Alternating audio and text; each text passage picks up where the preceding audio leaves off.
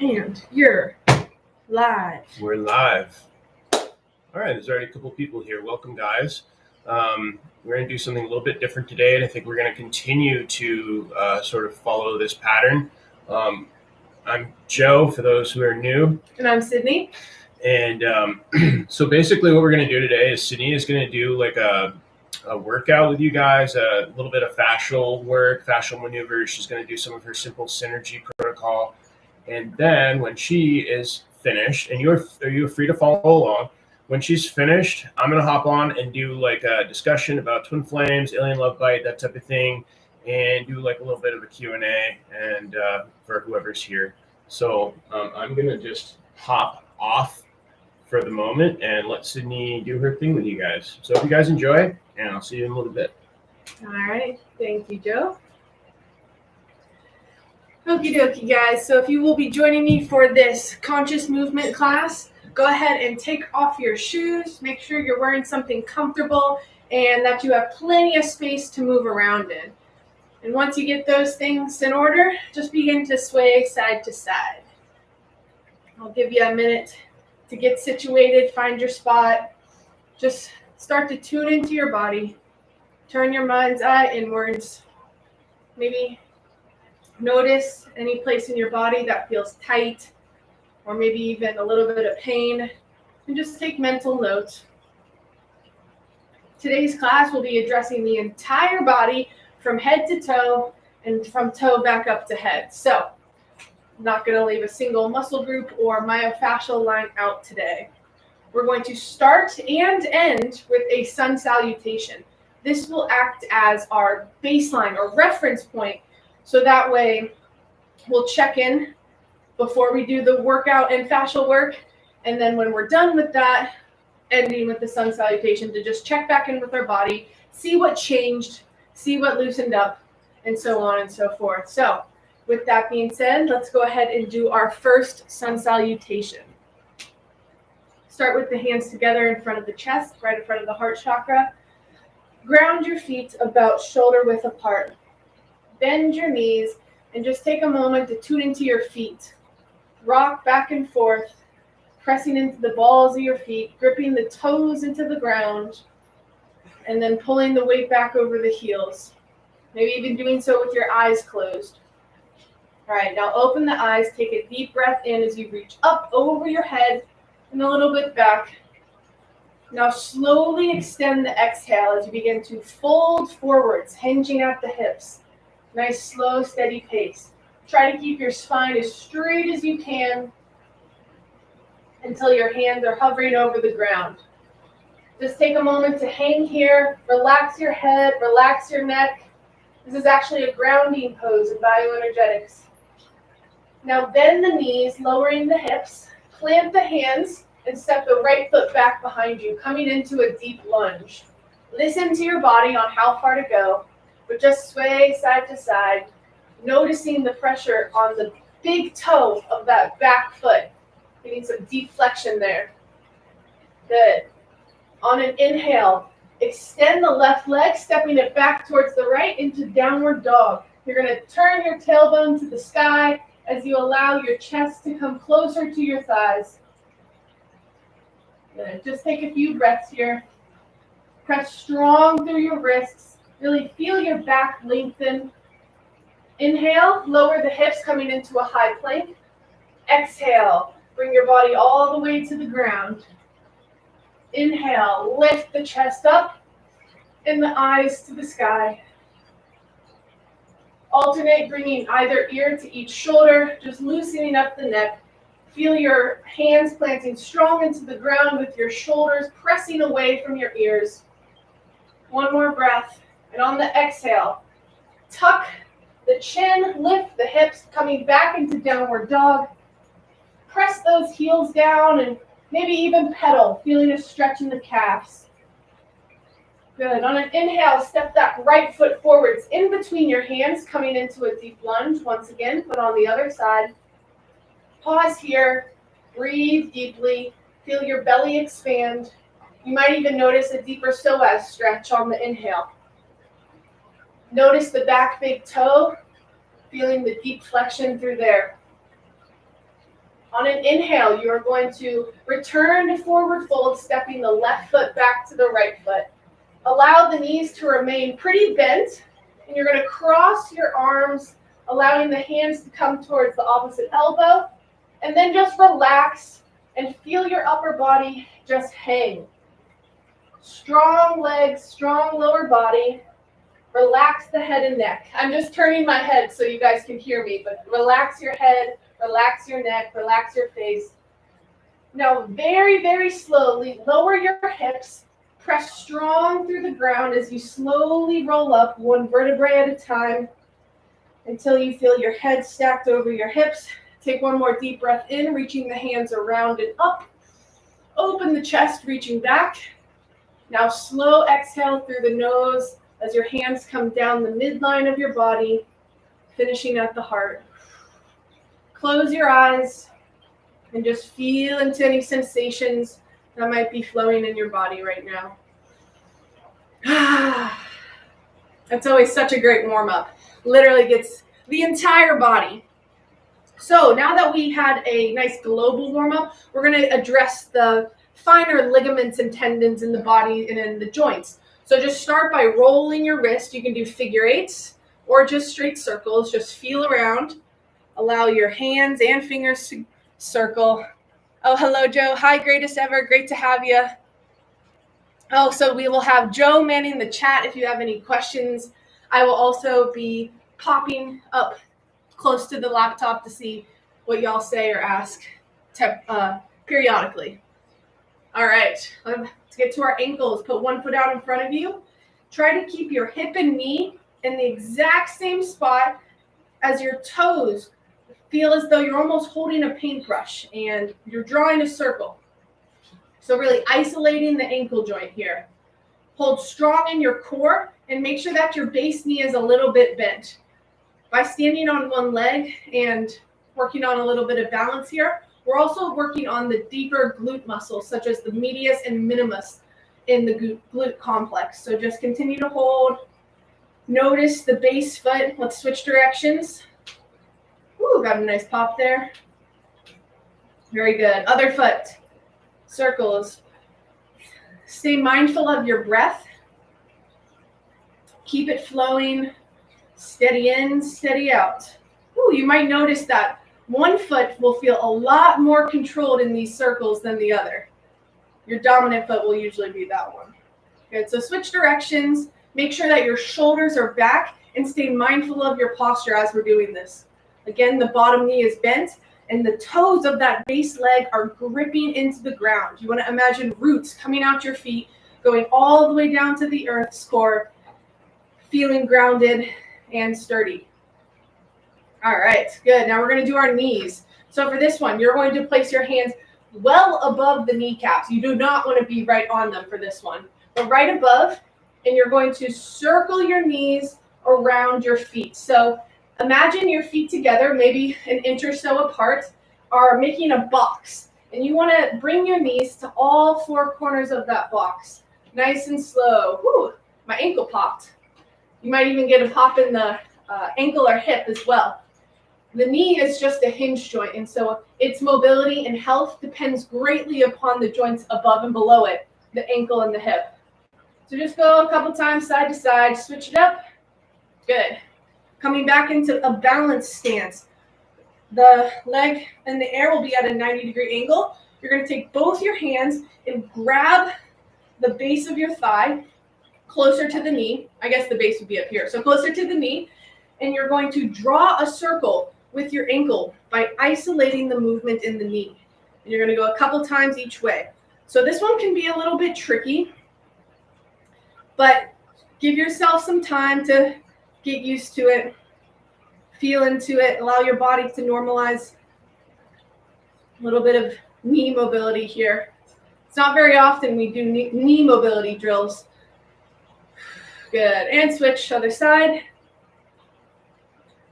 If this is kind of tough for you to move the ankle around the knee without moving the the femur bone, think about, again, isolating the knee, keeping that in a single place, and then really drawing a circle with that foot. And other way a couple times. Good. All right, shake it out. Just kick each leg a few times. Good. Coming into the hips, you're going to pretend like you are stepping backwards over something, but you're not actually going to, we're not actually going to utilize locomotion. So staying in the same place, the knee is going to drive forward, around, and back. And you really want to think about doing so with that knee as high as it can. Just a few on each hip. The arms can be at a 90-degree angle in front or just down by your side. That might get a little difficult with the circle. And switch directions. Our femur comes into our pelvis as a ball and socket joint. So it is designed to get 360-degree ranges of motion. So as I do my simple synergy instruction as well as fascial work, you'll notice that we do a lot of three-dimensional movement that incorporate things like circles and whatnot, especially for the ball and socket and joints that are designed to do so. All right, very good. Go ahead and grab some water if you need it. I'm going to grab a sip here. Whew. All right, we're going to get into the fitness component now. We are going to be doing 3 full body movement sequences that not only challenge your mind-body connection and coordination, but also improve your posture and overall body awareness at the same time. Some of the sequences are also a little bit lengthy, so stay patient with yourself. This is also a mental challenge, almost like a memory game. So there's a lot going on with this. So into our first simple synergy exercise. What we're going to do, you're going to start with the feet slightly wider than hip width apart and angle your toes about 45 degrees. Now, when it comes to proper squat biomechanics, it will depend on the way your femur bone is oriented into your pelvis. So a good way to find your perfect natural squat stance is to start with your feet together, jump up, move your feet out, and then whatever degree your feet are at is normally going to be the best foot posture for your squat mechanics. So that being said, we're going to start off coming into a squat. Hands are coming forward to counterbalance the hips going back. From here, we are going to lift up onto the toes into a calf raise. And then the next part will be reaching forward as we drive the heels down and back. So you really want to feel your back as flat as a tabletop. And then you're going to come back into a squat, lifting the heels once more. So it's a calf raise squat. And from here, we're going to stand. Woo! Really going to challenge the ankle stabilizers, core, and again, overall coherence of muscle activation. So squat, hands in front. Lift the heels into a calf raise. Feel strong in this position before you come into the next one. Reach forward as the heels go down and back. You want to feel as though your tailbone and hands are going as far away as they can from each other. Back to that calf raise squat. Slow stand. Strong core, strong glutes. Reset. Squat. Calf raise. Reach. Drive the heels down and the hands forward. Back to that squat calf raise. Slow to stand. So by adding variation at the bottom joint of our kinetic chain, it affects the muscle activation through the rest of the chain. So by just merely lifting our heels off the ground in that squat position, we are firing up all sorts of different muscles within the leg and whole body, really. So let's keep it going. We want to go until we feel a nice burn in the lower body, maybe even in the mid-back as well, depending on how much effort your body is having to put towards holding those shoulders back. Stay mindful of your head and neck and shoulder area. We want to make sure that our head isn't leaning forward. We want to feel as though there's a string coming off the top of our head, lifting us up and even tucking the chin slightly back. So just continue at your own pace. You don't have to stay with my exact rep count. It's more about quality over quantity. So we're continuing with a nice qigong-like pace. You want to do these in slow motion, really feeling into your body's stability through these challenging positions, as well as mobility, seeing how far your range of motion allows you to go in these. So it's just listening, taking note, and starting to challenge the body. We're going to do a couple more and move on to the next one. Whew. Oh yeah, legs are going. If your ankles are feeling a little bit shaky in this position, just don't lift the heels quite as high. You could lift the heels off the ground even a couple centimeters, and you're still going to feel a different muscle activation up the body. All right, so here, out. Really feeling the hamstring stretch in that forward reach component. Last two of these. Squat, feet are planted and grounded. Calf raise. Woo, pressing strong through the balls of the feet. Strong ankle stabilizers. Hands go forward, heels go down and back. Maybe even hold here, feeling the stretch down the back of the legs. Back to the squat calf raise. And up. Woo, go ahead and shake it out. Not sure if I said one more or two more, but that'll be good for now. Grab some water if you need it. It's important to stay hydrated. All right. Next thing we got. This is another long sequence. Well, maybe a little bit longer. You tell me. So that was a lot of lower body. Now we're going to incorporate some upper body, some core, and a little bit more lower body, but more so focused around the hip flexors and medial aspect of our legs. So this sequence is going to go like so. We're going to start with our hands and arms in a W position. Now, it's important to feel as though the tops of your hands, your forearms, and your elbows are always pulling back. We want to feel the muscles that retract our shoulder blades active the whole time. From here, we're going to relax the shoulders down towards the hips as we stand up taller through the neck. And then we're going to twist, drawing the belly button back towards the core. You're going to pulse 3 times, feeling the arm leading that twist, getting a little bit extra retraction. And you're going to come back to neutral. And with the same arm that pulled back, you're going to reach over. And then this elbow is going to drive straight down into a side lunge. Okay? And then come back up. Arms can reach up or down. Reset. Same thing other way. So back to that W. 1, 2, 3. Coming back. Reach it over. Feel strength through the opposite side of the body. Drive that elbow straight down into a side lunge. Once your hips get in line with your heel, make sure that your hips are going backwards. Okay, so from the side, it'll look like this. Hips back. We don't want to allow the knee to go too far over the toe. That could lead to strain and other irritation of that knee capsule. So stay mindful of that. Twist 1, 2, 3. Reach it up and over. Side lunge. Maybe even hold, pulse. You could even add a calf raise. Reset. 1, 2, 3. Reach and side lunge. Keep it going. 1, 2, 3. Reach, elbow down into that side lunge. You can even think about bringing the elbow to the knee.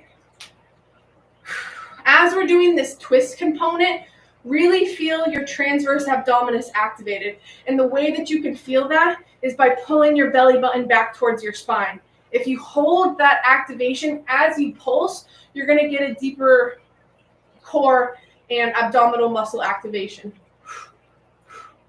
Just consciously squeezing certain muscles through certain movements can help to amplify your results.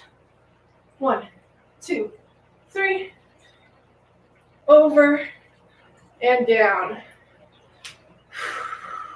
1, 2, 3. Over and down. Couple more. Keep it up. 1, 2, 3. Over and down. Find your own tempo. Find your own pace. Over and down. All right, for these last few on each side, we're going to add another component. If it's already challenging enough as it is, stay going with the same sequence. But if you want to ramp it up a little bit, give it a try. 1, 2, 3. Reach it over. Side lunge. Rotate at the hips, coming over top of the leg that stepped into the side lunge into a bilateral lunge.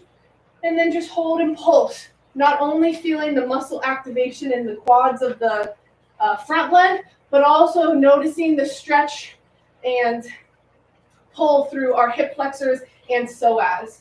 You can even reach up and over if you want. That's adding a lot to it though.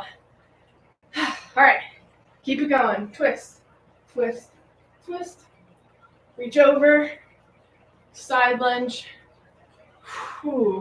bilateral lunge, and hold. Shoulders are up, pulling back, head is tall. Reach, side lunge again, step it back up. Let's do one more each side. 1, 2, 3. Reach it over. Side. Normal.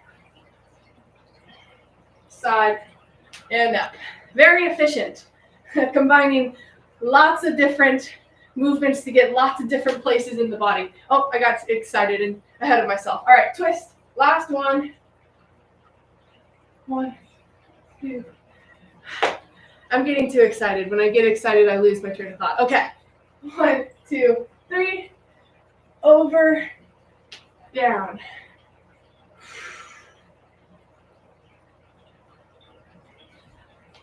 All right.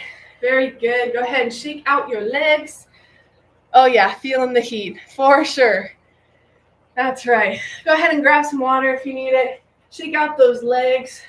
Take a few deep breaths. Notice any changes in the internal pressure in the core. When we do twisting motions like that, we're not only utilizing the internal and external obliques, but we're affecting the intra-abdominal pressure that surrounds all of our organs, which I could get into the meridian system, but I'll save that for another class. All right, we have one more exercise, and then we're going to do 3 self-fascial release techniques or 3 fascial maneuvers to kind of give our body a boost or a head start in the recovery process.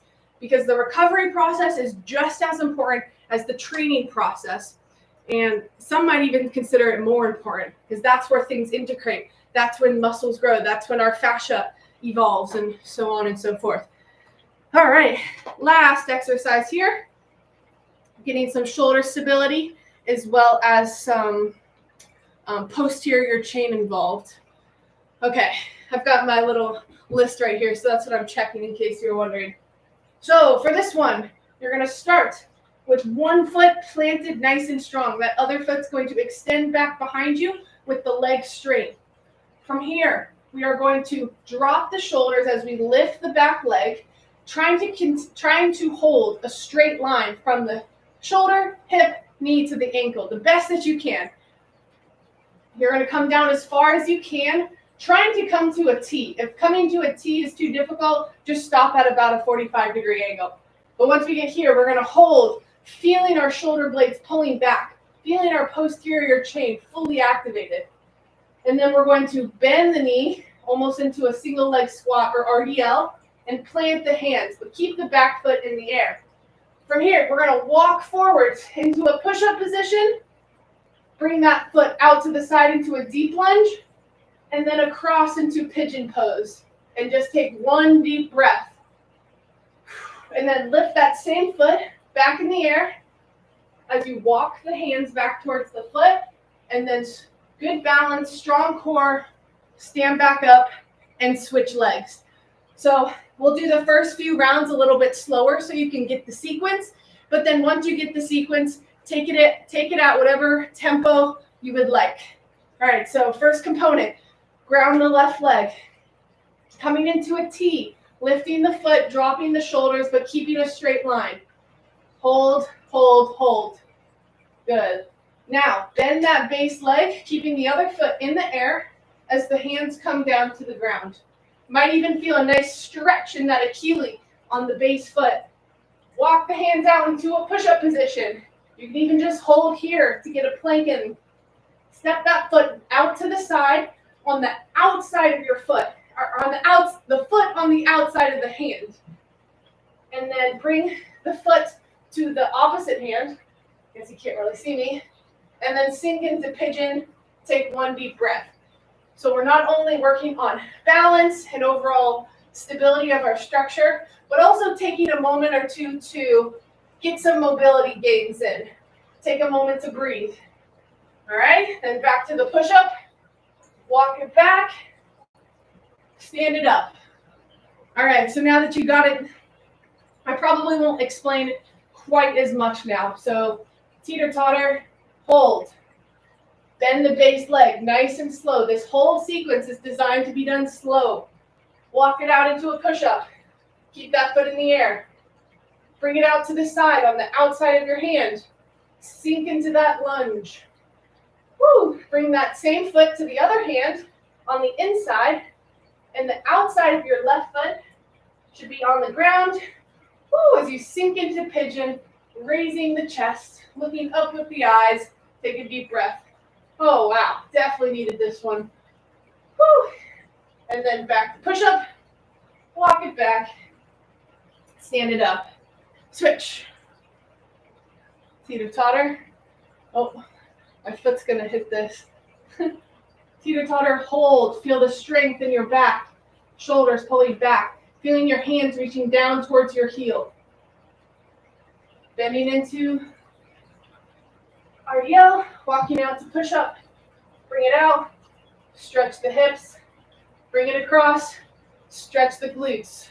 Deep breath.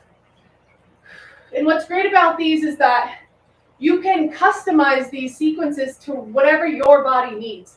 So if you're really good at balance, but your flexibility is on the, I guess, low side or low end, you can spend a little bit more time of the sequence in the stretch component.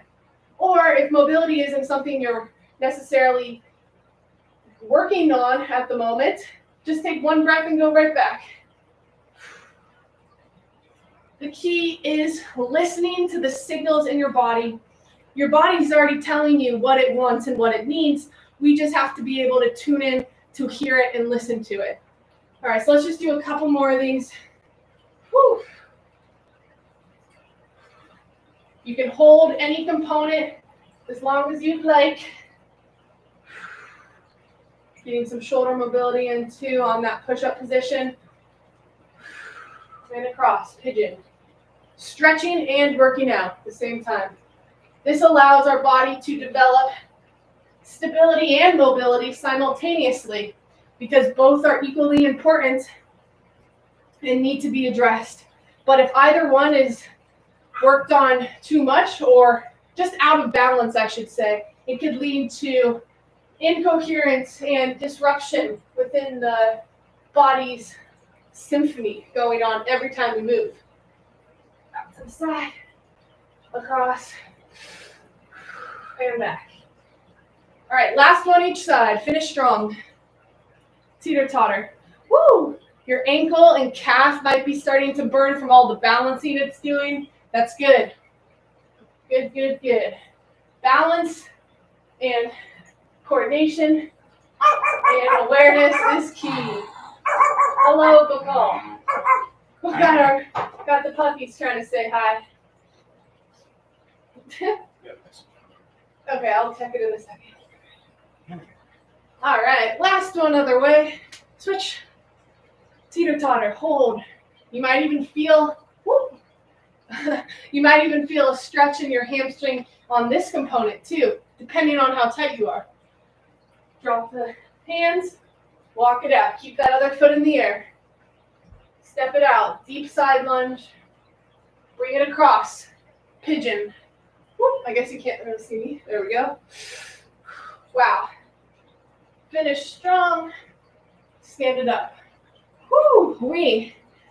It's even interesting just observing your body from the start of a sequence to the end of a sequence. Because at the end of that sequence, the pigeon position was a lot easier than the first couple rounds. This one is too hard for me. I'm out of shape. Oh, that's okay. Yeah, some of these can be pretty difficult, but it's about challenging your body, but also listening. So that's good. If you're noticing that, you can always modify what I'm doing by taking out the calf raise or taking out a component and just focusing on what you're able to do. Whew, all right, grab some water if you need it. Ooh-wee. Let's bring some attention to our shoulders. Relax your hands down by your side as you stand up tall.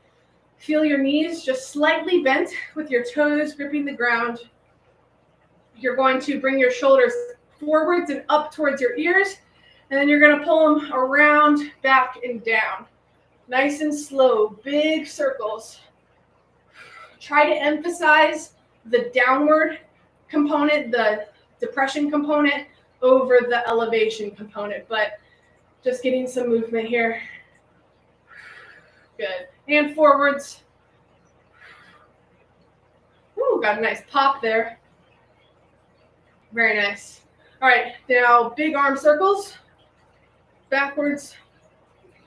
I'm going to hit the light overhead. Slow it down. Try to see how far you can reach your arms back.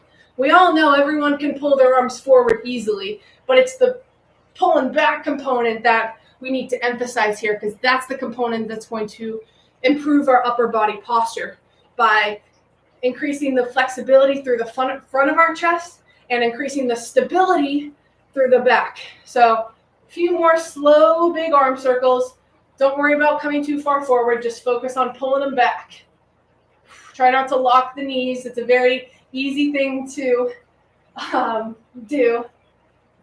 Knees are soft.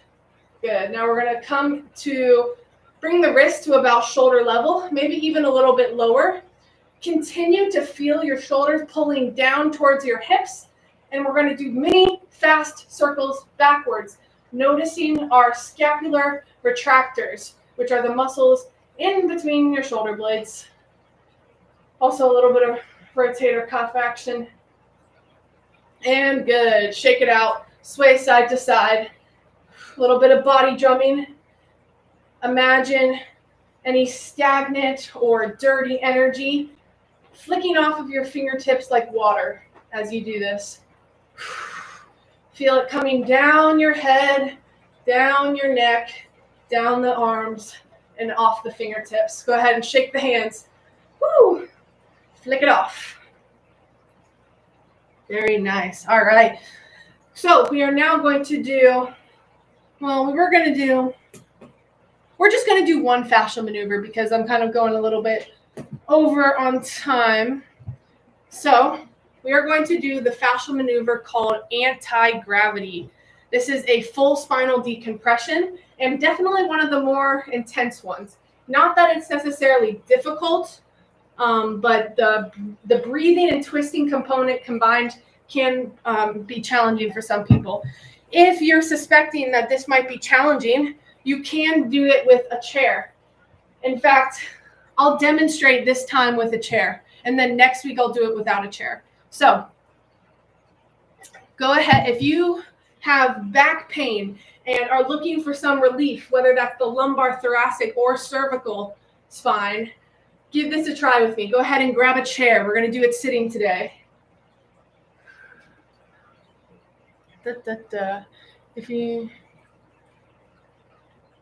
Alrighty, here we go. So I'm going to give you a quick, super quick overview. So that way when we're doing it together, you have a little bit more mental context as to what's coming next and how long the movement sequence is going to be. So what we will be doing is sitting on the very edge of the chair. We're going to interlace our fingers, bring them to the back of our neck, and stretch the fascia up, and then pin it to the back of the skull. Our hands are going to be here for the entirety of the movement. We're going to look up and breathe. We're going to look down and breathe. But it's important that as we look down, the chest is still at postural neutral. So the chin's coming to the chest, but the chest is staying upright. That's the word. All right, and then from here, we're going to combine breath work with rotation, like I just mentioned. So we're going to inhale, hold the breath as we twist to the right, and then exhale down. Inhale, twist left, exhale down. We'll do that 3 times each way. The next component, we're going to lean forward. So from the side, it'll look like this. Our back is going to be straight. We're going to open the elbows, looking forward. We'll inhale, twist right, exhale down. So just as before, but now focusing on the rotation around the thoracic spine. So inhale, twist, exhale down 3 times each direction. And the last part of this, we will be coming all the way down. You're going to allow your chest to rest on your legs if you can. And if that's not possible for you, you're going to return to the upright chin to chest position. We're going to do 3 breaths through the mouth, 3 through the nose, and then we're slowly going to roll up 1 vertebra at a time. You're likely going to be a little bit lightheaded, but that's normal, and that's a good sign. That means you did it right and you moved a lot of energy. So, and then we're going to get up and walk around to allow our body to integrate any changes that were made in any of the zones of our spine. Okay, take a deep breath. Let's do it together now. I'll stay at like a 45-degree angle so you guys can see me. Whew. You might need to put your hair up for this too so you can get to the back of your neck. All right, interlace your fingers. Try to keep your thumbs touching. Bring the hands behind the head all the way down to the base of the neck. Allow your pinkies to press into the fascia and then stretch it upwards. You want to feel the skin pulling. Once you get a nice pull, pin it to the back of your skull and hold it there the whole time. Relax your shoulders, sit up nice and tall. Look up to the ceiling with your eyes first and then your head second. Open the chest, and now 3 deep breaths through the mouth. 1, 2, and 3. Same position, now 3 breaths through the nose. 1, 2, and 3. Very good. Coming into neutral, we are now going to engage what's called a spinal pelvic lock. This is going to help create internal pressure as we breathe, as well as support the base of our spine as we start to twist. So you're going to lift your pelvic floor up, draw your belly button back. It's almost like a Kegel in yoga, if you're familiar with that. So try to hold that the whole time too. All right, so sit up nice and tall with the chest as you slowly bring your chin down. You're going to allow your elbows to come around your head. 6 breaths again. First 3 through the mouth, and then second 3 through the nose. Through the mouth. 1. Feel as though your hands are stretching the skin on the back of your neck forwards rather than down. 2. And 3. 3 through the nose. 1. 2. And 3. Good. Same position with the chin at the chest as the chest is up. Take a deep breath in through the mouth and hold it. Look to the right and then twist your head to the right, finishing looking up towards the ceiling. Exhale on your way back down to neutral. All through the mouth. Inhale. Look to the left, nice and slow. Exhale down. You might feel a pop in your neck. If so, that's a good sign. Inhale. Look to the right. Keep the chin at the chest. Exhale down. Slow and steady. In. Twist. Exhale down. 1 more each way. Inhale. Feel all the vertebrae in your neck slowly gliding and rotating. Exhale. Inhale. Twist left. Exhale down. Very nice. Lean forwards now. Straighten out your spine as you look forwards and open the elbows. All right, same thing, but now we're twisting the thoracic. Deep breath in through the mouth. Hold that spinal pelvic lock as you twist. Exhale down. Feel your shoulders and head rotate. Inhale. Twist to the left. Exhale down. Those feet are planted firmly in the ground. Inhale. Twist to the right. Exhale down. Feel as though you're lengthening your spine. You're still pulling your hands and head away from your tailbone. Inhale. Twist. Exhale down. Last one. In. Right. Down. Stick with it, guys. It'll be worth it. Inhale. Left. and down. Good. Last component. Come all the way down. Bring your elbows between your knees if you can. 3 breaths through the mouth once you get there. 1, 2. Again, visualize your vertebrae, creating length and space in between each one. 2 and 3. 3 breaths through the nose. 1, 2. Really breathe into your spine. And 3. Good. Now, extremely slowly, roll up 1 vertebrae at a time. Woo! Until you're in the position we started. So open the elbows, open the chest from an upright position. 1 more deep breath. And exhale. Release the hands, shake them out. Roll the shoulders back. Just sit with your body for a moment. Notice any changes. You might even feel a little bit lighter. You might feel as though your head is kind of floating over the rest of your spine. That's good. That's what we were going for. And then once you feel like you've regained your center, found your center again, go ahead and stand up and walk around. So go to your kitchen and back, maybe walk around your coffee table or kitchen table, wherever you're at. Just find some place you can take some full normal strides. Whew. Walking is not only a primitive movement pattern, but it's also a contralateral movement pattern that activates both hemispheres of our brain and allows things to integrate more efficiently. Whew. And if you're in a small space like I am, you can walk in figure eights.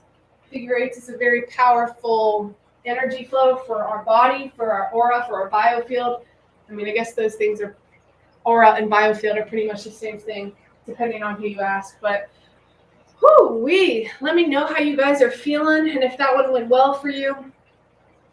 Whew, wow, I feel like I'm standing up taller after that. In fact, I think I am, because before I was able to stand about midway with my eyes still in view, but I guess not.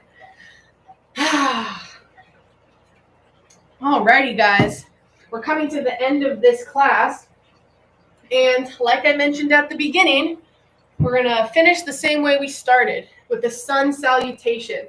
Super basic, super simple. I do not use all of the proper yoga terminology. I like it more so for the biomechanical aspect of it and the areas of the body that it gets involved while staying aware of your breath. So that's the main reason we use it.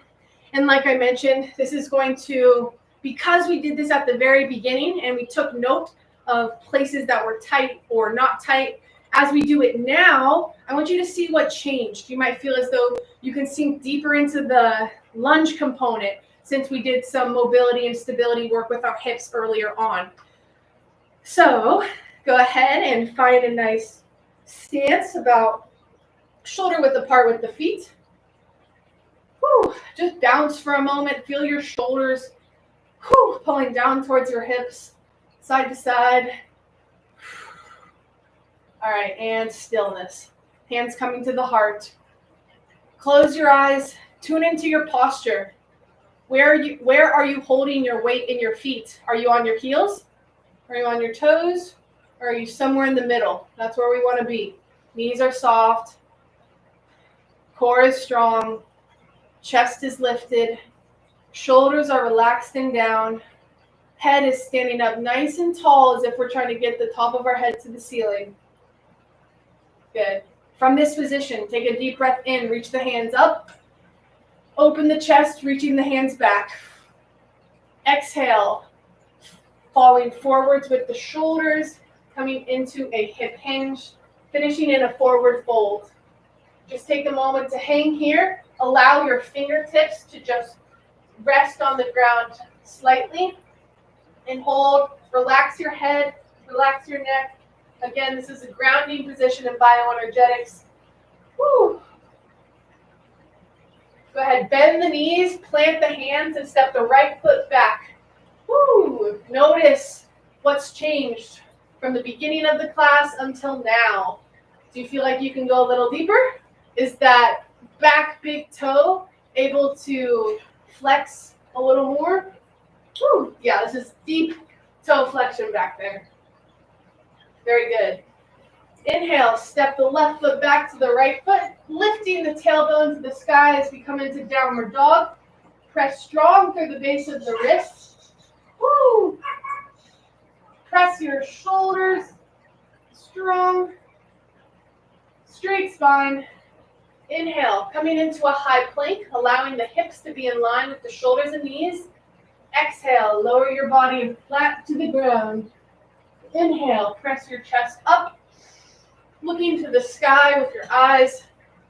Bring your ear to each shoulder, so right ear to right shoulder, left ear to left shoulder, a few times, nice and slow.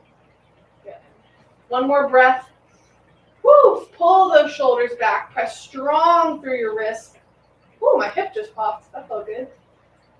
And on an exhale, lift the hips back into downward dog, allowing your chest to come closer towards your thighs. Woo, press those heels down, pedal back and forth. Woo. Yep, my calves are definitely more mobile than the first sun salutation. Good.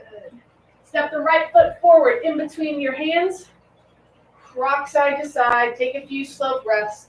Notice the big toe of the back foot. Ooh, chest up. Good. Inhale, step the left foot up to the right foot, coming into forward fold with extra bent knees. Cross your arms and relax your entire upper body. Just let yourself hang. Maybe even rock side to side. Leaning to the left, bringing your right ear to your right shoulder. And then leaning to the right, bring your left ear to your left shoulder. Whew. Very good. When you're ready, squat a little bit deeper. Release your hands. Press strong through your feet as you roll up one vertebrae at a time. Finish with one more inhale. Reach those arms out and up. And slow extended exhale as your hands fall in front of your body. Down your midline. Finishing at the heart. Just close your eyes. Look inwards. Sit with yourself for a moment. Notice how you feel. Show your body some gratitude for all of the subconscious and unconscious things it's constantly doing for you on a moment-to-moment basis. Very nice. Namaste, you guys. Thank you so much for being here. I hope you enjoyed this conscious movement class. We will be doing this hopefully every Saturday for whoever knows how long. Joe's coming back in now for part 2 of this Saturday live stream. The dog's coming too. And I guess the dogs want to say hi too. Yeah, so part 1 was the movement. Part 2 is the discussion, which will be led by Joe. Twin flames, I guess love bites something. Yeah, we're it's going to be a different topic every week, but today I want to discuss the twin flame / alien love bite scenario, the shadow twin type scenario, and I want to go into some detail with that.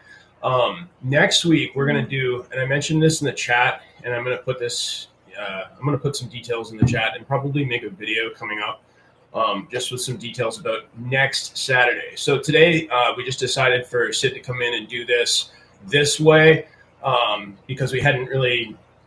This is the first time that we've done this on here, I think, except for one other time. But we're going to do a Zoom, which will be live broadcast on YouTube.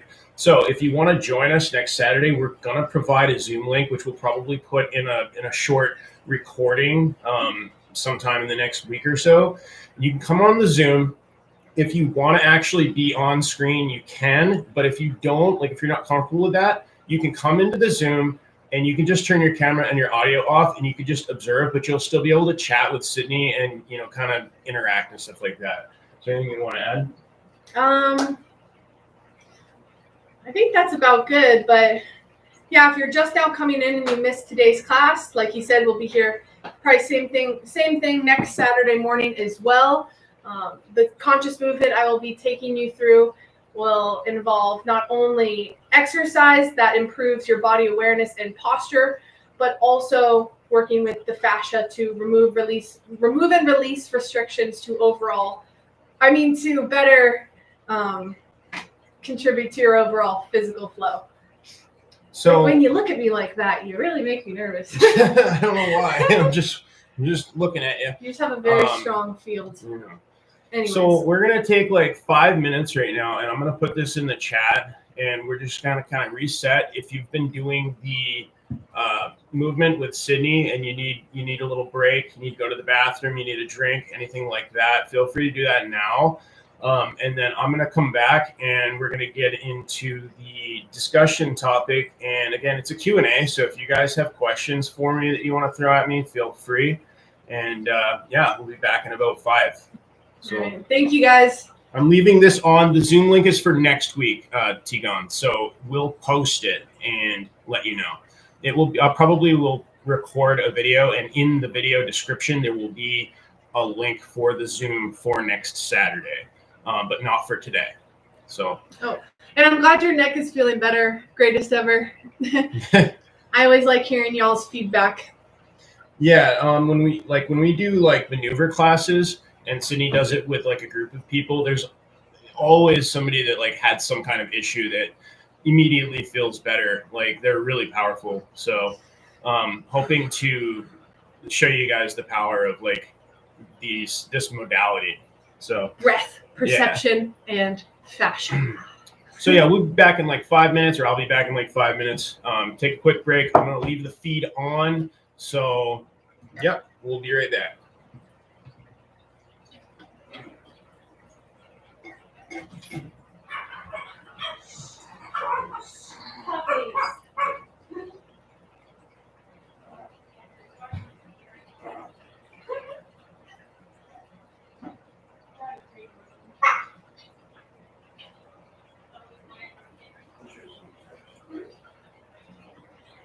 Oh, I said creative. Oh.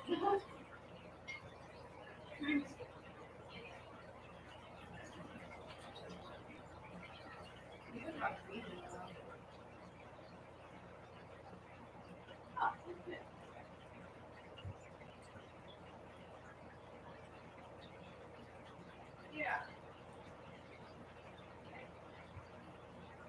It's definitely more space than I have upstairs.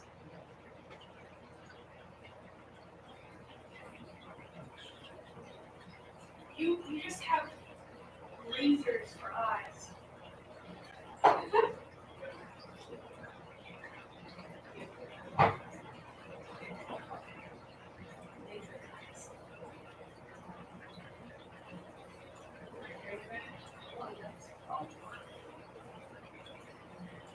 A little bit, but I don't think the camera is picking up on it.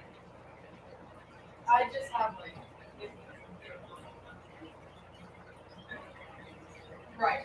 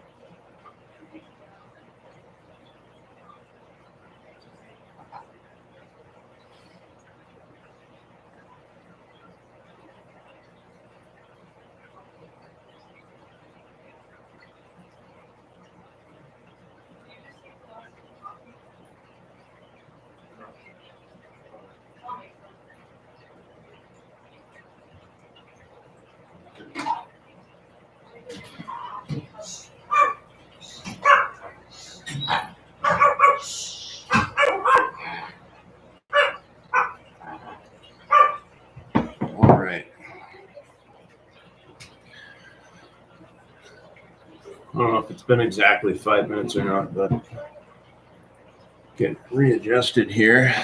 Let's set up.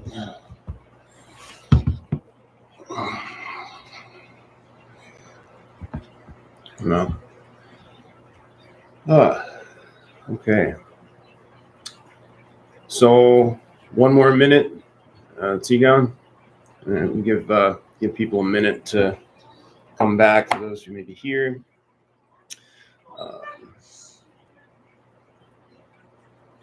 Hope you guys enjoyed that.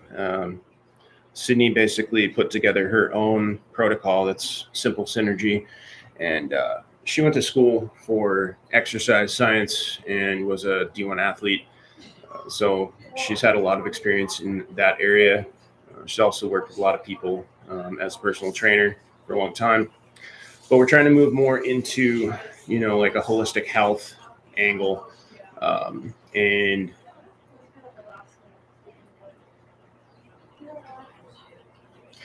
yeah. So anyway, I'm just going to get started here. So what I wanted to talk about today, which I have spoken about previously in some of the videos that we've done and some of the lives that we've done, is the distinctions between the twin flame dynamic, the alien love bite dynamic, the shadow twin dynamic, catalyst twin dynamic. There's so many different names for all of these things, and I'm going to be perfectly honest. Like, I have not kept up with like the zeitgeist. I've not kept up with like the new age paradigm and like trying to figure out all these different labels and all these different things that people are coming up with, because as I've said previously, like, to me, I don't think it's that important. And I'm going to go into why it's not important. I need to get into a little bit of a flow right now, with, kind of just explaining my perspective with all of this. But the basic perspective that I have is that no matter what, you're going to attract people once you've had a heart center awakening, and like once you've begun this path, so to speak, like you've had a bit of an awakening and like you realize that like you resonate with like the twin flame topic, you're going to attract people and you're going to meet people that are going to serve as mirrors for you in one regard or another. One of the things that I had spoken about previously, actually, I did a video like, it was like 3 or 4 years ago with Indigo Moon, who I'm not in touch with at the moment. But one of the things that I explained in my video with Indigo Moon was that very often what happens if you meet a twin flame is, basically the dissonant energy is too strong. Like if you're like sort of at the beginning of this journey and you're like, you've got a ton of trauma, you've got a ton of negative, dysfunctional, ancestral, like family dynamics, like you've got like a ton of like shit, karmic, crap to undo, to release, right? What'll happen when you meet your like twin flame or the person who's serving as a conduit for that energy is that you will inevitably like blow apart. Like it literally is like almost like an explosion that happens. It's like you come together and like there's this magical energy that you feel, and then what happens is like all the shit starts coming up, and like when it does, it hits you like a ton of bricks. It's just like it goes from like the most unbelievably like awesome experience you've had to like probably one of the most unbelievably negative experiences that you've had like immediately. And basically what will happen if you're meant to basically continue along this trajectory and you're meant to essentially engage in soul retrieval or retrieving all of those pieces of yourself that have been like lost in the Klipot or the hell realms or the shadow realms, so to speak. What will happen is if that being around that person, if the energy is too much and your body, your like being at this time literally cannot physically, mentally, and emotionally like deal with that amount of energy, you'll split apart. And then what will happen is you will deal with it in pieces. So you will see that energy reflected in lesser degrees in other people around you, which can include other, like, less important romantic relationships. And I also want to be clear about, with twin flames, the new age like ideology in this regard has really like they've really like butchered this whole topic and turned it into this thing that's like it's overly romanticized. They make it all about like this idealistic relationship. They make it all about like, oh my God, find your, perfect partner. And it is not about that. That being said, a traditional type of relationship could be something that a set of twin flames are contracted to do here. Like you could be in a dynamic where you do end up having like a traditional type relationship. However, it's still going to look very different from like, I don't know, let's say like a 1950s like patriarchal family structure. Like it's not going to look like that. There's going to be more balance between the two of you. One of the things that I would really like to speak on in a little bit more depth, and I probably will touch on it just briefly right now, is the dynamic between masculine and feminine within relationships. So the typical like, traditional family like relationship, the type of relationship that we would associate with like I guess more of the Christian bent would be somewhat of a male dominated dynamic, right? Now the thing about this that I have concluded for myself is that there are some aspects of that I feel actually are accurate, but I want to really delve into this and talk about the nuances, because the nuances are really important. Um, you have to look at the dynamic and the interplay between masculine and feminine energy. The way that I've sort of explained it in the past is like explaining it like the two of you are on a vessel, right? You're on a ship. The masculine is steering the ship, right? But the feminine is in the crow's nest telling you like what's coming. You know what I'm saying? Like the feminine is almost like directing, but from a more receptive and passive position. If the masculine is not listening to the feminine when she's like telling him like, yo, iceberg dead ahead, things are not going to work, right? And that's just like a very oversimplified version of the way that I perceive it. But like in practical terms, like the way that this can appear, and I've talked about this before as well, is that like with the masculine energy is intended to be like strong, in control of their emotions, more logical, thinking things through a little bit more, not operating from the right brain or the intuitive side as much, although they need to be able to access that, right? But the feminine is going to essentially, when he's not in his masculine core and he has some kind of weakness, the feminine is going to like see that and poke at it and point it out. Like and previously, like a few years ago, when I was a little bit more, I don't know, uppity, like a little bit more like, my crazy videos.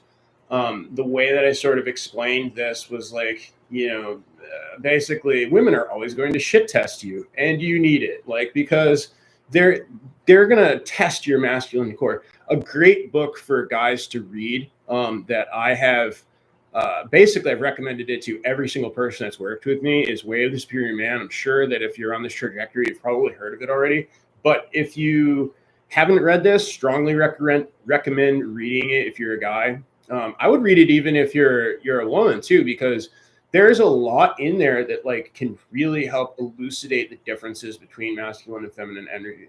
Now, in terms of gender polarity and dynamics, I am absolutely someone who is not into the whole woke culture thing. So if that's your thing, I'm probably not a guy you want to listen to. I am more of a traditional male. My beliefs are more in alignment with what we would call, I guess, a Christian bent. I'm not into organized religion, so I don't go to church. I never have. But there are things like, for example, in the Bible that like I really think resonate and are true. And I do think that the Bible can be like a good guide in a lot of respects. However, I have not like read it cover to cover. I have basically heard a lot of interpretations. I've read, like kind of some occult perspectives on it that sort of break things down in it. Although I have not ever like actually sat down and read the thing by myself. So I probably should do that soon. So anyway, if you guys know me, I get off on tangents, I explain things, but then I'll bring it all around in the end. So again, this is a Q&A. So if you guys have any questions, I know there's a few people here watching, feel free to shoot. I really like questions. They kind of give me a direction to go in. I feel like it also helps me elucidate things that may be unclear that like I've tried to explain, or maybe, maybe I didn't quite make it clear enough for you or explain it in a way that makes sense to you. So again, feel free to shoot. So I guess I'll just swing back to, hi, Rila. I hope I'm pronouncing your name right. Good to see you here. Thank you for coming. I'm just going to swing back to like the original topic, which is the twin flame alien love bite shadow twin scenario.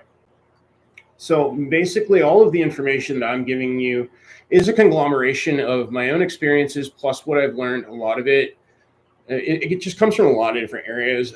But the thing that really gave me, I think, the last key that I needed to really understand this dynamic is the quantic science information. Oh, thanks, greatest ever. Yeah, I really feel like it's an accurate metaphor for the feminine and masculine energy.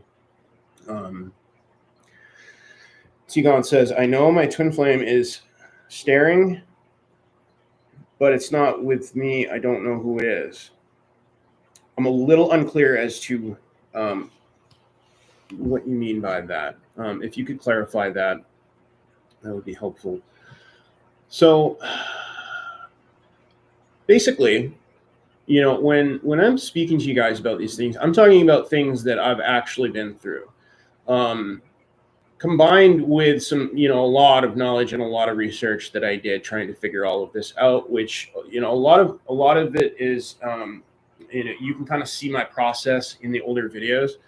I am still like a lot of the older content I took down because it really was not an accurate representation of who I am. And I'm getting back to, I was really feeling a lot of shame with it for a while. And a lot of that was coming up when Sid and I first got together.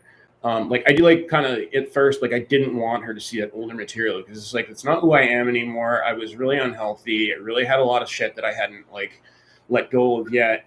I was really dysfunctional and, I'm not that person anymore and I don't want to be put in that box. It's also the reason that I moved to Florida because I felt very confined to, essentially I felt like people were thinking of me and putting me in the box of being the person that I'd always been when I was in Maine. And so I needed some time away to really like figure out me with other people's thoughts, other people's like pressure energetically, other people making assumptions, other people like saying things about me based on the person that I was 10 years ago, which, admittedly it was like, I was not a healthy person. Like I was not okay. And even though like my whole life, like I've thought that I was good to people, like there was a lot of instances where I wasn't. I was very selfish. I was definitely narcissistic. And I had to go through like a really rough journey and like get backed into a lot of corners in order to like purge a lot of that energy. So yeah. Rila, I didn't think it was representative anyway. To be honest, I saw past the uppity because I could relate. So that's the thing, right? Is yeah, a lot of people can. And originally, like that's why I uploaded those videos because I knew that there were at a minimum like thousands of people out there like me feeling that exact same way who like didn't have a direction to go in. Like for me, when I would watch some of like and still like when I watch like some of the new agey type people that are all like, oh, it's all love and light and like I can't no, like I can't deal with those people. Like because it isn't that way. Like, it's not what they're describing. It's very clearly, like, objectively and observably, like, not that way. Like, there's like horrible shit going on in the world right now. Like, things are not like great, you know. Like, and I do agree with the fact that like there is a process that we're going through. Like, we are evolving. Like, some of this needs to happen. But like the way that we respond to this makes a big difference in the trajectory that we end up moving into, and it can be screwed up. Like, you know, you talk about timelines and probability fields, like, we can mess this up. And from what I understand, like, we have like 6 times already. Like, basically, like, this has happened like 6 times already. It's what happened with like Atlantis and da da da da da. And we screwed it up and it didn't go right. And basically, Earth hit the reset button on everything and was like, nope, start over. And if we don't get this right this time, we're going to do the same thing. Tigon, your channel appeared to me yesterday talking about the flower of life, etc. So yeah, is that the difference between the flower of life and the lotus of life, and the difference between Kabbalah and the Cathara grid? Because that's something that's really important that I've touched on quite a bit. Yeah, KC Gund, I did a lot of work like you and completely understand the journey. It took a long time to realize what a gift this journey truly is. I just really appreciate you and hope to find my voice. That's I couldn't agree more with you. It was so rough in the beginning. Like, it was awful. It was awful. Like, I just felt like I was in hell. And I think in a way I kind of was. And you know, that's why I feel like, you know, there are people that resonate with me. And I tried to be just super like honest. In the beginning, I was really raw. I was really angry. I was really sensitive. And underneath that like tough guy persona that I sometimes like put off, I was really just like kind of a wounded kid, you know. But I really wanted to share. It really felt like it was my mission here to do so. And I hope that it was helpful for people. I did get a lot of feedback from people saying that it was. And so what I'm going to say to you, Casey, is that if and when you do find your voice, and I think that you will, if you feel a desire to, just know that even in those moments where you feel like not good enough and you feel like what you have to say isn't worth anything, and there are other people out there who will benefit from you sharing. And I've been going through that. I've gone through that recently in the last year. Like, in the last year, I went through this like long period of time where I just like felt like, who am I to come on here and talk about this? Like, who am I to like, you know, speak about anything? Like, I just don't feel like, you know, I'm good enough. Right. But then, you know, when I do come on, it's like all these people, you know, are messaging me and telling me like, you know, thank you so much for your content and this and that. And it's like, even the stuff that like, maybe it doesn't look so great, you know, maybe it's not like the best video I ever made. It can still help people. You can say one thing that might just like really change someone's trajectory. You know, you could share one realization or one epiphany or one story that just like might turn someone around. And that does happen. Like, I've had that happen. Like, I've listened to other people and, you know, they've said like 1 or 2 things at the right time, and it just totally shifted my perspective. So yeah, I would definitely encourage you to share if you feel a desire to do so. Are you also from the feline lineage? Have you found out about this yet? So I'm aware of what you're talking about. And I don't think so. I know I have a basic understanding of what you're getting at. I don't feel resonance with that. Oh, I know what you're talking about. You're talking about like the white lions. Tell me the name if you know it. So Tigon, in the if you get into the quantic science information, this is what I'm going to say in terms of not all types of beings have a twin flame. I'm going to say yes and no, just based on my knowledge. And I'm a person who's like totally willing to have like a healthy debate, and as long as we keep things kosher, like, you know, I'm not the type of person who's going to like, you know, be a jerk to you or anything else. I do love debates though. I'll give a quick little anecdote on that. I had a buddy in St. Pete who was my favorite person to debate with, and we disagreed on like everything. And we would sit and talk for like an hour, and it would never, ever, ever get heated. And I loved it so much. Like, I loved him for that. Like, it was just like, you and I can disagree on all this stuff, but we both listen to each other. We both totally hear the other one's point of view. We take the time to thoroughly understand the other person's point of view. And that's how healthy debate works. So with that being said, from what I understand, the way that any soul incarnates into the reality field implies that they have other like parts of themselves. In other words, a twin flame. Now, doesn't mean that it's going to be a similar dynamic to what maybe you or I are experiencing. And it doesn't mean that they're ever going to come together with that person. Anybody who's on a negative ascension timeline, they may experience something like this, but it's going to remove them and take them further away from source rather than having them come together. But, I'm not in a negative ascension timeline, so I don't really have an experiential understanding of that. But my understanding of the way that the soul incarnates in the reality field based on the Keylontic science information, it looks sort of like a family tree, soul groups and such. And there's like one being, like the higher density levels that we're all a part of, and then it splits, and then there's 12, and then those split, and then there's 12 of those, and then those split, and then there's 12 of those. And some of us, like if you're like a higher level indigo, you can actually have like more than 12. It depends on the number of DNA strands. But you being here implies that you have a twin flame. That being said, that most people that are incarnate on this earth at this time in the shifting of the yuga cycles are not going to meet their twin flame and thus would not be or have a twin flame.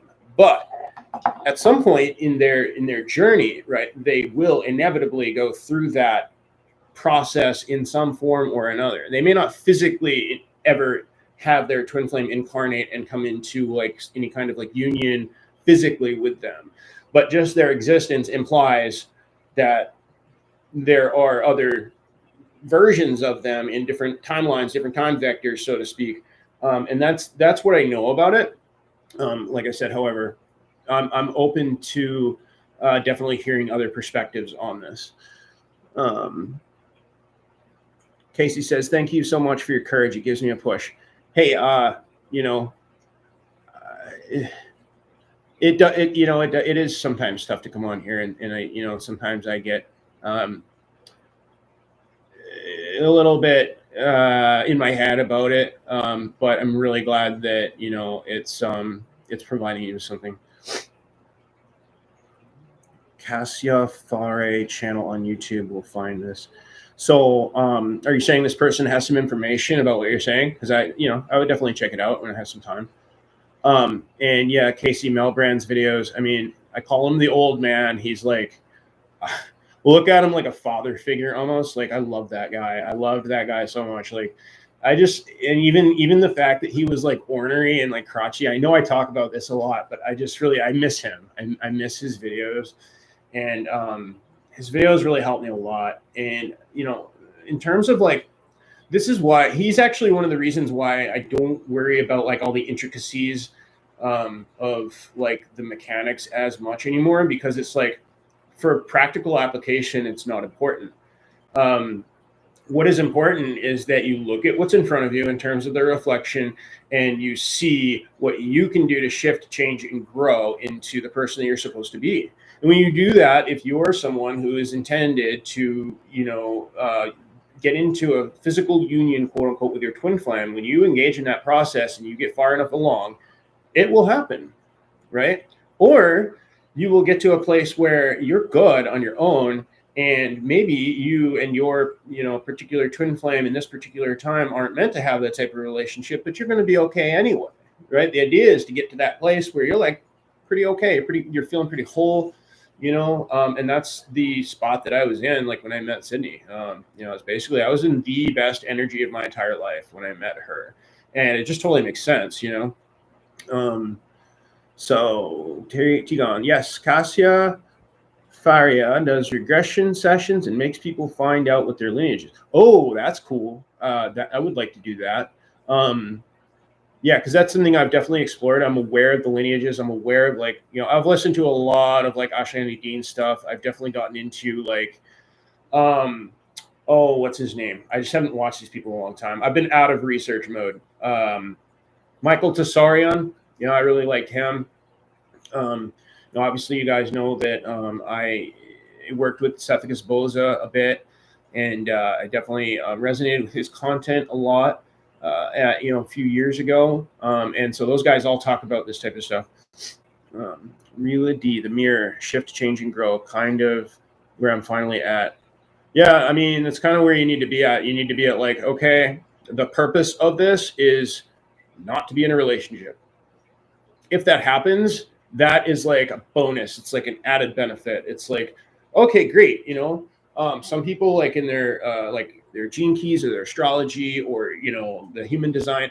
Some people like myself are kind of more built for a relationship. So like in the gene keys on mine specifically, it says like you are someone who does better when you have someone to do stuff with. Right? You're someone who does better in a relationship. And that has to do with different placements, right? And the gene keys I'm not as familiar with, but this is what it said. And I was like, yeah, it totally makes sense. And it also like makes it okay for me to feel like that's something that I want, But the idea is to get to a place where you're like, yeah, it's okay that I have this desire to be in a relationship. It's okay, that I feel like certain things would operate better in my life. But if I don't have it, it's okay. I'm gonna be okay. I can be okay and like do really well by myself. And like that person or that relationship will show up when it needs to. And when I took that approach, like I got exactly what I had wanted when I let go of it. So that I think people have been saying this stuff for years. Basically like you've got to learn to let go. And like I couldn't agree more with that aspect of what people teach. Tigon, yes, what I said so far makes sense to me too. What I heard was that cats and the like have twin flames, but grays and the like don't. Yeah. Oh yeah, I would pretty much agree with that. Yeah, because they're not in the biogenesis ascension timelines. Like they are in like the negative clepothic like fields, right? Like they're not on the same path as us right now, at least. Now they can choose that path, and if they did, they might actually they might start to attract energies like that, because the twin flame energy is really like a major catalyst for growth.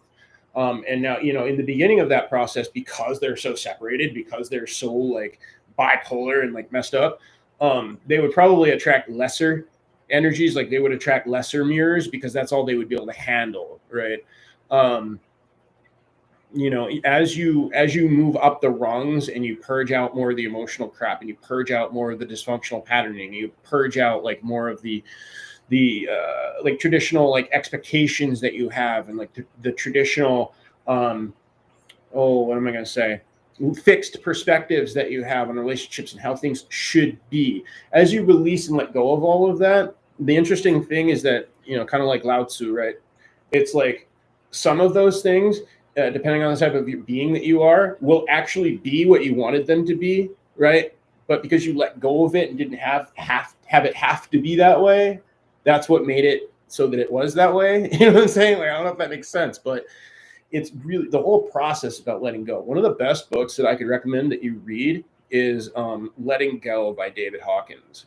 Practical application is way harder than it sounds, but like he makes it sound super easy in the book. Some of the stuff can be tough, and some of the stuff can be tougher depending on like the type of energy that you have running in your fields, right? If you have like heavy miasm energy, if you have a lot of trauma, right, you're going to need to clear that energy before you have the expectation of yourself to let go of some of these things. The practical application, like actually doing this stuff, is tough. This is not a path for like people who are not willing to face their shit. And this is what the new age caters to. This is what the new age people, they reel people in who don't want to face their shadow, right? The people who are like willing to actually do the heavy lifting, like really look at their shit, they're the ones who resonate with like people like me, right? The new agey types are the ones who want to stay up in the Luciferic false light realms, and they don't want to deal with anything icky, right? And that is, you are not actually engaging in the process of ascension if you do that, right? Like you're staying up in a trap. You're in a false light false astral bliss realm and you're being deceived. But you can't explain this stuff to people like them, so just like don't even bother. Let them be where they are and like just do what you're gonna do. But yeah, I am by the way, guys, it's 12:37, and I am going to do a hard stop around 1. So we got about 20 minutes, and then I'm going to call it good for today. But I feel like this is going really well. I appreciate you guys being here, and I appreciate all the questions. This is really what I like. I like interacting with you guys. I like talking to you guys. And what I may do is next week when Sydney does the Zoom class, I may open it up and actually do this on there too. So you guys can come on and you can be on camera and we can talk. I would love that. And then for those who don't want to be on camera and don't want to be on YouTube, you don't have to. You can either just watch the feed or you can come into the Zoom and you can just turn off your camera and your audio and you can set your name to something generic, right? It's totally up to you. If you're going to be talking to me, though, I would recommend that you come into the Zoom because I'll be on the Zoom. And the way that it works is that the Zoom software, basically, I would be using the Zoom software and then Zoom sends it to YouTube as a live stream. Now, what I could do is I could actually get on my phone and I could follow along and talk on the YouTube chat as well as the Zoom, but that would be a lot to deal with. So I'm probably not going to do that. And if anybody talks in the YouTube live chat here, probably what I'll do is be like, hey, I can't follow both chats at once. So just get on the Zoom call. So I think that might be a good idea. And we're gonna roll with it. So for those of you who have been kind of following along for like the last couple of months, we're trying to find a formula that works. And we're trying different things. We're trying like doing videos together. We're trying doing videos separately. We're trying a bunch of different stuff. We both have like part-time jobs right now, and we got a lot going on, and so it's tough to like take a ton of time to like focus on this, but it is important to us, and we are making it happen. And for those who are here, had a client yesterday do an initial session. We have set up our website, sovereignsynergy.org, and there's several different options in there for different sessions. Sydney's got a couple of options for fascial maneuvers, simple synergy. She does human design readings. The human design readings are actually included if you do an initial session with me, if you want. So basically, like yesterday, we had a client, and it was a 2.5 hour initial session, and they came in, and Sydney did a personalized human design reading for them. And basically, like some people already have some awareness of human design, like this person did, and so she went into some more advanced stuff with him. Generally, it's going to be about a half an hour reading, and she's going to go over the basics with you, unless you tell us, like, I already know the basics, I want some more detail. So that's included in the initial session. I'm going to go over like a basic Western astrology report with you. And that's going to be very basic. I am not an astrologer, but for those who have like no knowledge of their astrology, it's very helpful. And I usually like to give them just like the basic reading, right? And yeah, there's other options. I do have a twin flame like specific session as well. And yeah, you're free to explore those. But if you have any questions, just shoot me an email, joe@joefortincoaching.com or coachsidrich@gmail.com if you would like to speak with Sydney and ask any questions about her services. And then we have Sovereign Synergy 1111@gmail.com as well. There's a few different emails you can go on. But yeah, we're kind of just, we're getting started here. We're getting a foundation. We're figuring out what works and what doesn't. And I feel like today went really well. I think that Sydney did really well in her class. And I know that if like we build some consistency here, we'll definitely get a bigger audience. Tegon says about Saturday, whose Zoom will be interesting. Keep doing what you're doing. That will help a lot of people. Okay, cool. Thanks. Yeah, and like sometime this week we will post a link, to the Zoom and give you guys some instructions and stuff like that. So It's interesting, the idea that the dark ones don't have twin flames, right? Because one of the things that I feel like happens, right, and I feel like this happened to me, and I could go into a lot of detail about this, but what happens with shadow twins is it's literally like an AI replica of your real twin. Like, to a degree that is scary. It's almost as if they copied the same being and made an inverted version of it. And if you look into like the Keylontic science information, you look into something called a magenta. What they've done is they've taken the basic 12-strand template, and the indigo template, like I said, is even more. But basically, the way that the shadow realms work, they can't get any higher activation than 11 or 11.5, right, strands. They can't get the full Christic template, but they're trying to make like a negative inverted copy of the Christic template, and it's something called a magenta, right? So you've got the indigo, and then you've got the magenta beings. And what I felt like happened to me was while I was in a dark place, while I lacked discernment, while I was like really angry and like going through a lot of my shadow shit, I was sent someone who perfectly reflected me in that energy, like just perfectly, and was the exact opposite energy of Sid. Like it like to a degree that is like so freaky that I can't even, it's not even something I can fully articulate.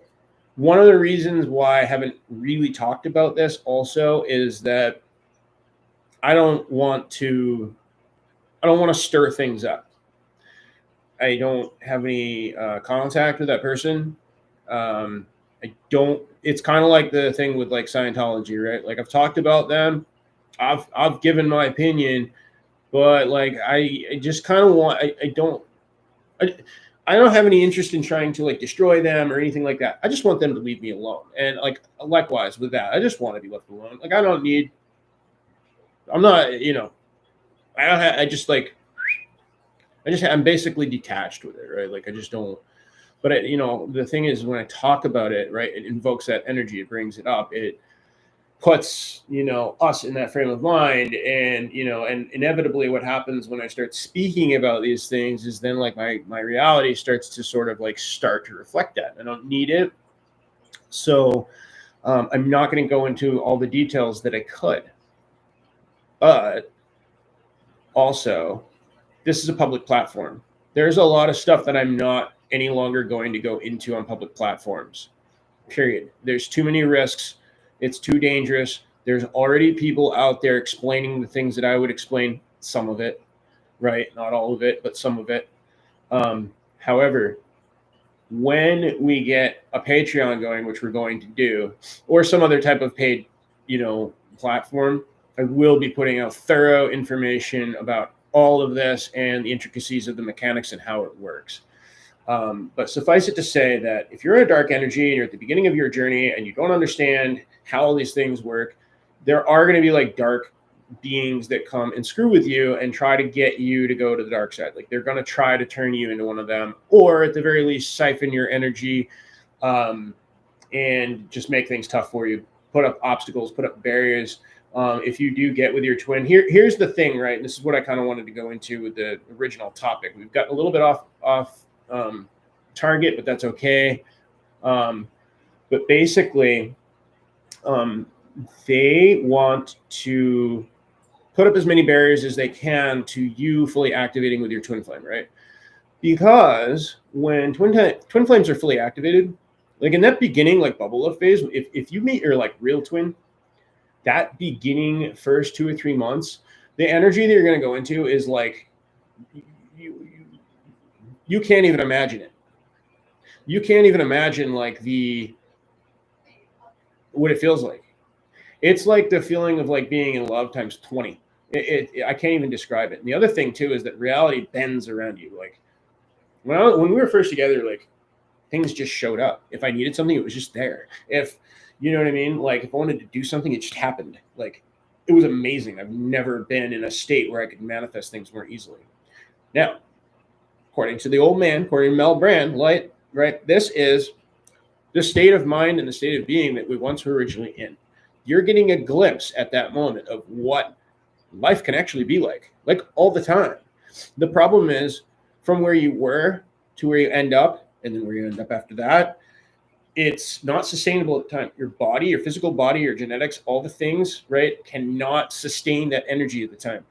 You peak, what happens is the energy comes up, hits all the blocks, right, which would be represented in your body, and then causes you to go out into all these timelines where you then have to fix it and come back, right? I've made videos about this, the miasmatic dark amplification.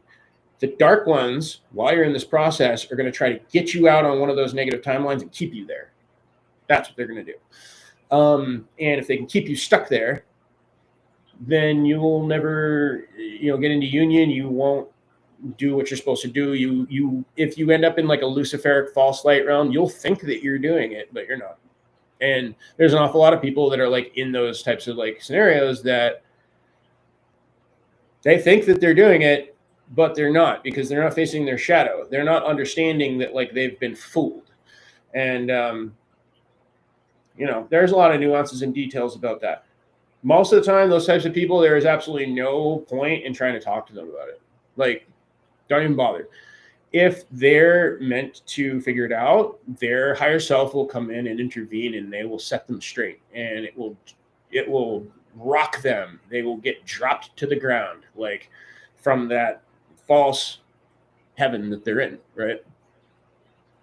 Not something that you have to be attached and worried about with other people. Just be concerned about your own journey. Be of assistance to people in, a detached way, which is harder, than it sounds sometimes, and just do your own thing. So Tigon, yeah, the initial like bubble of energy, I thought I knew what it was until I met her. I had no idea like what it actually was. There's so many things that people memorize, and regurgitate like within the spiritual realms that they haven't actually experienced themselves. And until you do, you really can't know. That's why, like, there can be people that are, younger and whatnot, a younger soul, a younger person that have a lot of knowledge, like a lot of heady knowledge. Like I was someone who had a lot of heady knowledge. I didn't really like experientially understand what I was talking about. Until it happened, and then when it happened, it was like I felt like because I had the knowledge, I was actually prepared somewhat to deal with it. I was also prepared to deal with it because of the people that I had interplay with, interaction with, prior to that, and I dealt with those little pieces. And then, like when the real thing showed up, it was like, okay, I'm seeing all of the previous people, all the previous dynamics, all the family dynamics, all the stuff that I've been dealing with is being reflected to me like in this one dynamic. This is the real thing, right? Like this is the real deal. The problem is that every time you meet somebody who reflects that energy to you, you're going to think that this is it. This is the end. This is who I'm supposed to be with. This is blah, blah, blah, blah, blah. Like everybody does it. It's okay. The idea though is to move through it, let go. I went through, I had a few different people that, I was really attached to, that like I thought, they were it. And one of them, had things not played out the way that they did, I may have ended up inverted, right? Because if you've been watching the channel for 4 or 5 years, you'll know I went through a dark period of time because I met someone that was literally designed to suck me into that. And I mean like designed for it. Like, yeah, there's a lot to go into there, but like, I have a video called Twin Flame Targeting and Shadow Twins. Like, you will encounter resistance. If you haven't like watched that video and this topic interests you, or you've had a love bite scenario, go watch that video. I strongly feel that's one of the best videos I've ever made, because it talks about something that very few people talk about. And I go into quite a bit of detail in terms of the dynamics and the mechanics and how it's done and what to look for and how to get yourself out of it. and that type of thing. And it's very important. One of the things that happens with people in the twin flame community, they get all these airy-fairy, over-romanticized ideals spewed at them from like a lot of the tarot card readers, not all of them, and just a lot of the people that are like trying to sell them something and like keep people addicted to like this idea that they're gonna like find their perfect lover, right? And then after a year or 2 or 3 or 10 or whatever, however long it is, when they finally become disillusioned with it, they swing the pendulum and they go, oh, that whole thing is bullshit. Like twin flames don't exist. And they either go into love bite or the twinning, MK Ultra twinning, right? So they go into love bites, MK Ultra twinning. The people sometimes end up in the Christian bent, where the organized Christian bent, where it's like, oh, that whole thing is Satan, right? Or they end up like just totally like writing all of it off to begin with, or writing all of it off completely, right? I've been in all those different perspectives at times. I've watched a lot of people. One of the people that I did a collaboration with was Underground Star, and she's another person like my friend Dan. Actually, my friend Dan was the one who I used to debate all the time. He actually came on the channel. We did a video about male energy, but Underground Star was someone who came on my channel, and we had wildly different perspectives, right? She really believed that the whole twin flame thing was like MK Ultra, trauma twinning, right? And I think that there can be an angle of like truth to that. But me and her really disagreed on a lot of stuff. We had a really great conversation anyway, and really appreciated that. And I really have a lot of respect for her. And so, I feel that perspective is worth like looking at, right? I think there are some truths in there. I think there are situations where those things occur. But I also think that when you meet like your real twin, there can be interference that happens, and they can have attachments, and they can have like negative things in their field, and so can you still, that you end up having to deal with. And when you swing the pendulum of your perspective all the way to like, oh, this person must be evil because this is happening, or they must be a false twin, or they must be a shadow twin, you may not necessarily have the experience necessary to make that determination at that time. It's really, really important to be patient and to let things sort of play out. And also, I find that it's very important not to make decisions from places of negativity. So not making decisions from places of anger or fear or anything like that. When you have things like anger arise, or you have things like fear arise, take note of them, look at the information that comes in, look at the thoughts that come in, look at it, observe it. When you make that actual decision that you're going to make, you make it from the place of center, right? It's okay to allow those things to arise. It's okay if you feel alone. It's okay if you feel afraid. It's okay if you feel angry. But when you act from that place, you end up creating a timeline that is in alignment with that energy. And inevitably that energy is going to swing back around and hit you in the face one way or another, right? The goal is to get to a place where you operate from a place of center, you make your decisions from a place of center, and you move through these energies and back to center. So Tigon says, I'll see, but I think I've met the shadow, but the real twin, I don't think I've met yet. Yeah, I mean, that very well could be the case. The thing is that it's very often the case. But because we've got all these new age, like tarot card readers and people out there, like telling people like, oh, well, there's no way that you were wrong. Like, you can't be wrong. Like, this is your twin. And it's like, you don't know that. Like, you shouldn't be telling people that. Like, it very well might not be their twin. Like, I had so many people telling me like the shadow twin was my twin.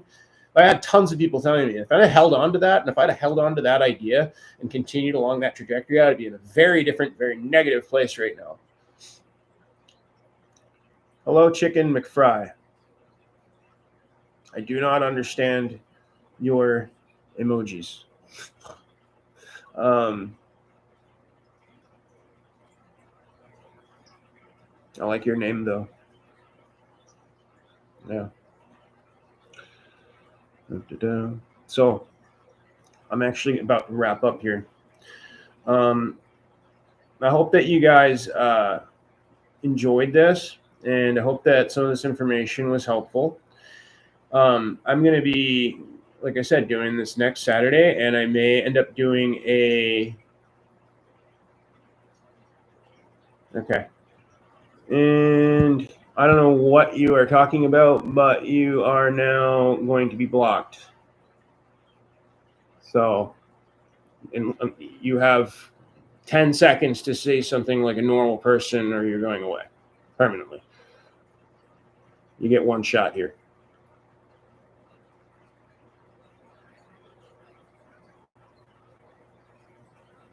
Okay, goodbye. All right, well, we're going to be done. Thank you guys for watching. Thank you for being here. Thank you for all the questions. And I will see you guys again next week. And yeah, again, we'll be posting a, yeah, I don't know. What's up, Crystal? I don't know what that was all about, but it's obviously just some troll.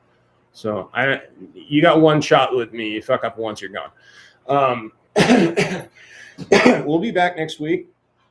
And, oh, Sydney's back. Hi. Yeah. So we'll be back next week, and we're going to be doing the Zoom with Sydney, and we will set that up sometime in the next few days, so that people have a little bit of lead time if they want to show up. And yeah, Crystal, just so you know, we're going to be doing this at 11 a.m. now, Saturdays, every week, and we're going to start off with Sydney doing her fascial flow, like her workout, the Symple Synergy workout, and then afterwards we're going to do a discussion, which may be just me or it may be both of us, depending on the day, depending on what we decide to talk about. So yeah, thank you for showing up, Tegan, and I appreciate all the questions, and I appreciate the interaction, and feel free to debate. I'm cool with debate as long as it's kept respectful.